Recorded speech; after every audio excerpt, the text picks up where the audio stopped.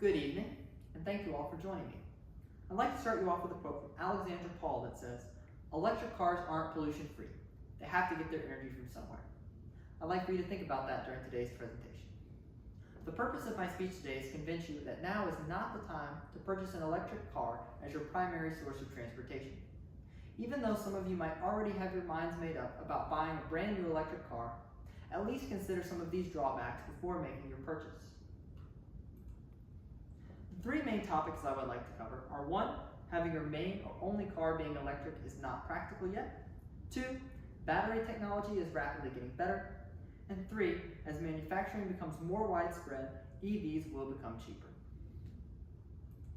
The first main topic I would like to cover is how having your main or only car being electric is not yet practical. For most American cities, owning an electric car is more of a hassle than a luxury. One of the scariest things about driving an EV is running out of charge on your battery. Depending on whether you're in a city or a rural part of the country, getting power for your EV is something that you will always have to constantly think about. Let us start by thinking about what happens when you run out of gas in an IC or internal combustion car. If you are anywhere close to a city or major highway, odds are the farthest you can be from a gas station is only a couple of miles. If that were the case, you would have to walk a couple of miles to the nearest gas station, get some fuel in a can, and then go back to your car and drive it into the station with that fuel in the can to then fill up at the pump.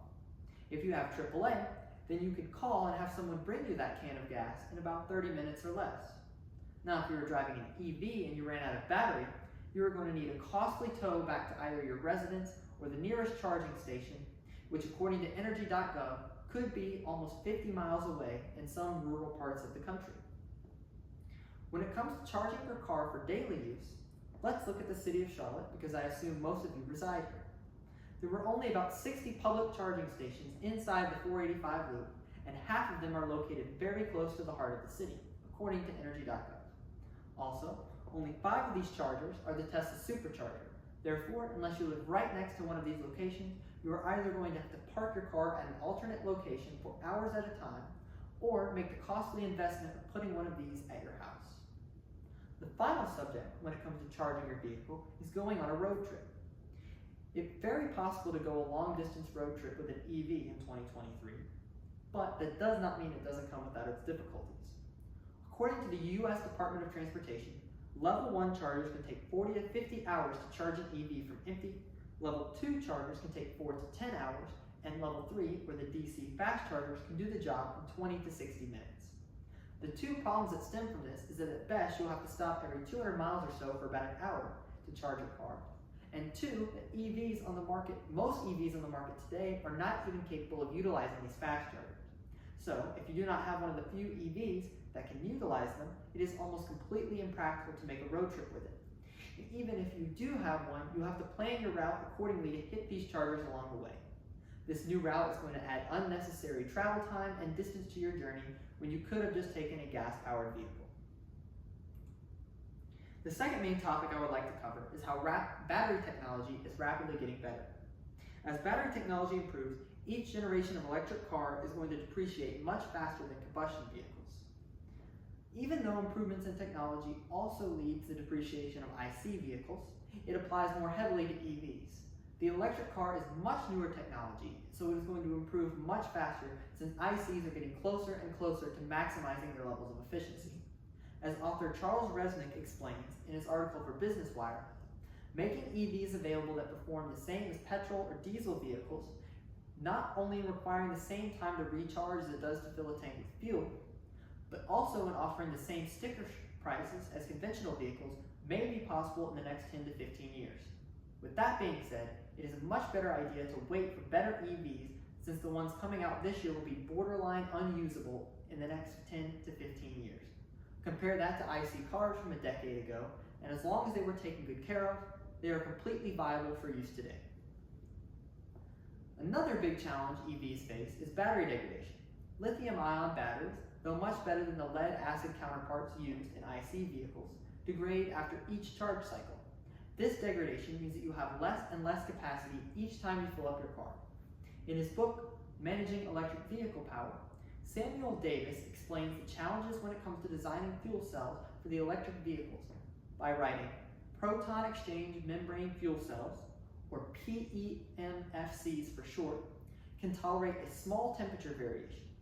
Since the conditions created by driving a car at high speeds create high temperatures, keeping these lithium cells cool is very difficult, and this leads to faster damage rates in automobile applications.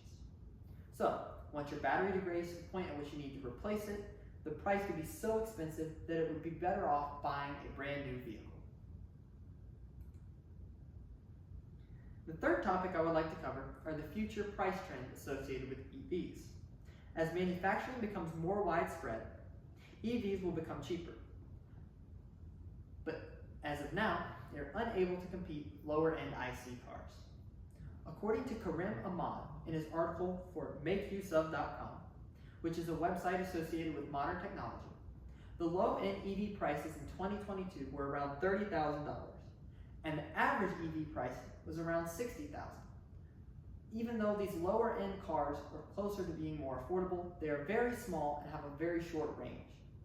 These average cars are much better, but they have a far too high price for the average American. Even though EV prices are too high for the average American at the moment, the future looks much better. Author Kimberly Crucy explains in an article for the Associated Press that GM and a South Korean battery company have just agreed to add an extra $275 million on top of the $2.3 billion they originally promised for a new EV plant in Tennessee. This trend in manufacturing investments means that EVs will become more widespread and thus be cheaper and easier to purchase in the United States as time goes on. So, now you understand how much time there is to think about before purchasing an EV. There is no doubt that the future of domestic travel is leaning toward the use of EVs, but the technology is just not there for them to be entirely feasible yet. Just remember the three major drawbacks to owning an EV in 2023. 1. Having your main or only car being electric is not yet practical. 2. Battery technology is rapidly getting better. And 3. As manufacturing becomes more widespread, EVs will become cheaper. Finally, always remember this quote from Carl Ghosn. Electric cars are not going to take the market by storm, but it is going to be a gradual improvement. So, by the time you have the extra money to pour into an electric vehicle, the market will look much more favorable to you. Thank you.